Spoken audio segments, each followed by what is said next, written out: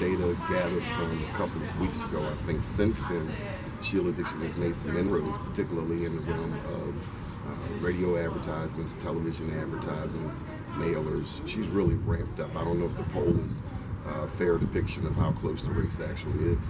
You know, young voters could really be the unknown in this election. Do you think we're going to see a lot of young voters coming out to vote? We certainly hope so, and that puts the onus on the candidates to get out the vote, the GOTV effort. I think in addition to our young people, ex-offenders may make their mark in this election like never before. Of course, we have more people from the ex-offender community that are registered to vote, and hopefully they're as amped up and as prepared as ever. The poll shows that there's a lot of optimism among the community about the next mayor being able to move Baltimore forward. Why do you think the population in general is excited about that despite who is in office?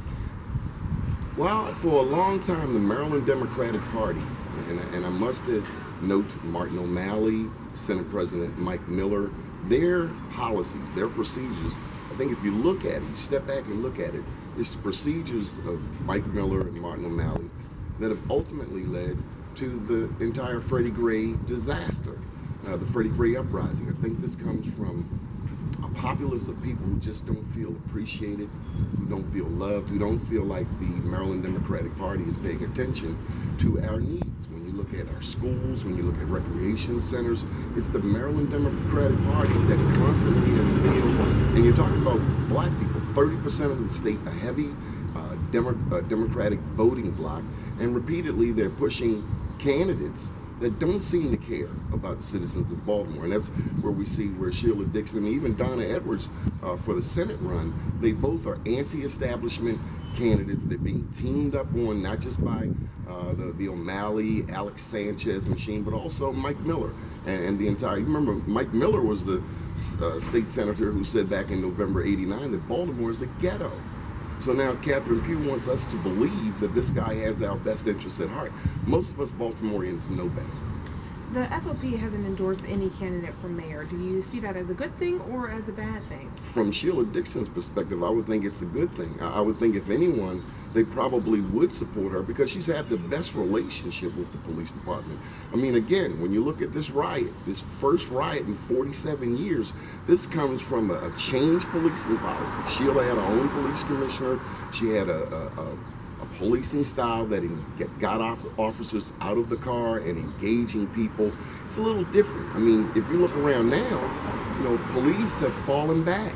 They don't know what to do. So they don't have a lot of confidence in this mayor. They don't have a lot of confidence in procedures and policies that have led to an ostracization of the community.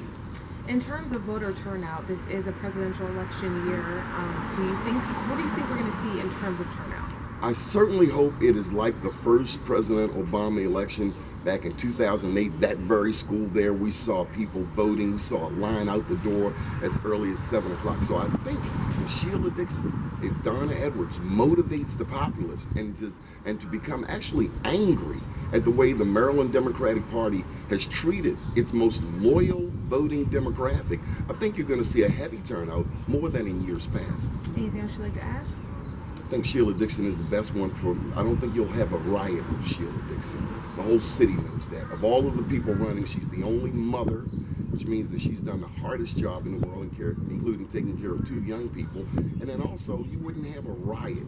You know, that riot really stuck us in the heart. If you've been here in the city and you remember the riots of '68, that is not what you want to see. You don't want to see your recreation centers closed. You want to see buildings falling down. I mean, look at this block. This block used to be full of homeowners. Now we're full of vacants. We don't want that. We want someone that cares about us, that cares about ex-offenders. We have more ex-offenders in the black community than any other community. This country incarcerates 25% of the world's prisoners, when we're only 5% of the world's population. Black men are 44% of that demographic. That's something fundamentally wrong.